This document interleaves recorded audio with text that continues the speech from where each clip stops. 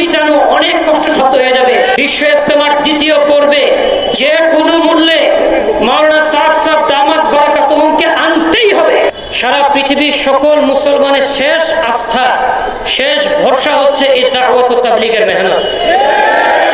এই মেহনতে যখন বিভাজন তৈরি হয়েছে, আমরা সবাই হতাশ। এখন মুসলমান কোথায় যাবে? আমি শুধু এতটুকু বলতে চাই, কোরআনে পাকের যে আয়াত আমি আপনাদের সামনে পেশ করছি, এইখানে আল্লাহ সুবহানাহু ওয়া তাআলা বিভেদ এবং বিভক্তির মূল কারণ বলে দিয়েছেন। এমন অনেক মানুষ আছে মাইয়াবুদুল্লাহ আলা হারফ, যারা আল্লাহর ইবাদত করছে ঈমান এবং কুফরের মাঝখানে, বর্ডারে দাঁড়িয়ে।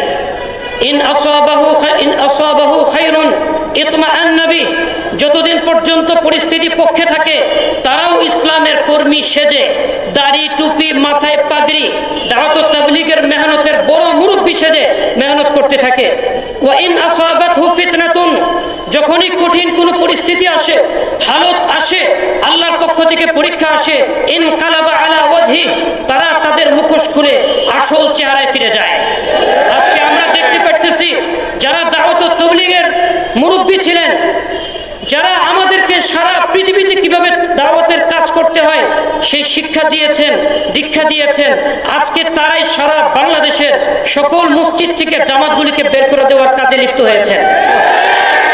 আল্লাহ সুবহানাহু ওয়া তাআলা সুন্দর করে সব স্পষ্ট করে বলে দিয়েছেন। তাই আমরা চাই এই বিভাদ, এই বিভক্তি, এই দূরত্ব ঘুচিয়ে আনতে। এই দাবির সাথে কি আমরা সবাই একমত? প্রথম যে কাজ করতে হবে, আমরা যদি আমাদের এই দূরত্বকে ঘুচিয়ে ঐক্যবদ্ধ হতে চাই, প্রথম যে কাজ আমাদেরকে করতে হবে, যে বিমতসুলভ আচরণ উভয় পক্ষের মাঝখানে করা হচ্ছে তা নিরসন করতে হবে। একচেটিয়া ভাবে 5 বছর যাবৎ এক পক্ষ প্রথম পর্বে ইজতেমা করতেছে, সারা বছর টঙ্গী ইজতেমা ময়দান তারা ভোগ করতেছে। কাকরাইল মসজিদ 4 সপ্তাহ তারা ব্যবহার করতেছে। সারা বাংলাদেশের সকল মসজিদের মেম্বার থেকে একচেটিয়া ভাবে তারা নিজেদের সাফাই গাইতেছে। মসজিদে মসজিদে জামাতগুলিকে বাধা দিচ্ছে। অপরপক্ষ প্রত্যেক বছর ইজতেমা করতেছে দ্বিতীয় পর্বে, কাকরাইল মসজিদ ব্যবহার করতেছে মাত্র 2 সপ্তাহ।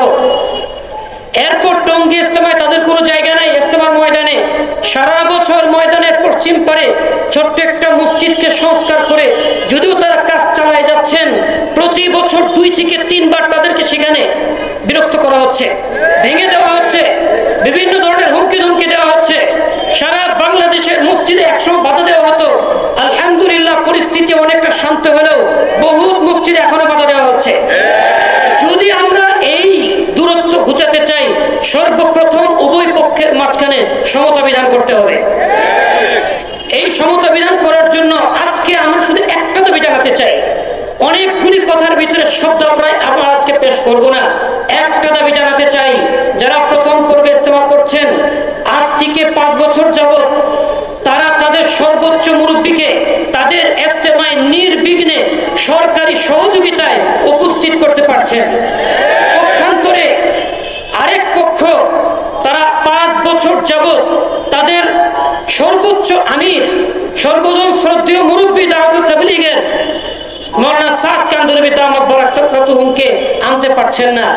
এই বঞ্চনা, নির্যাতন যেভাবে 5 বছর যাবত চলে আসছে, আমরা আশঙ্কা করছি এই সাধারণ মানুষের পুঞ্জীভূত ক্ষোভ যদি বিস্ফোরিত হয়, এমন ভয়াবহ পরিস্থিতি ঘটবে, দেশের মধ্যে এমন ধর্মীয় দাঙ্গা বেঁধে যাওয়ার আশঙ্কা আছে যা মিটানো অনেক কষ্টসাধ্য হয়ে যাবে।